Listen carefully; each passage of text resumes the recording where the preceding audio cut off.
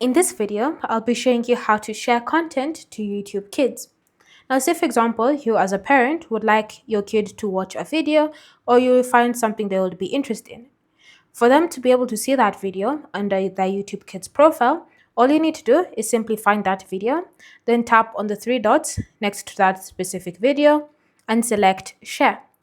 Once you've selected Share, you're going to scroll down and select With Kids, and then confirm that you wish to share to your kids.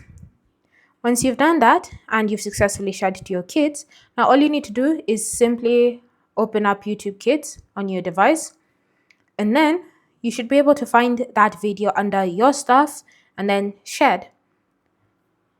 And the video should be listed right there, and you can see it's saying shared. So now your kid will be able to watch that video all from the comfort of YouTube Kids. Thanks for watching. If you have questions or comments, leave them down below, and I'll see you in the next video.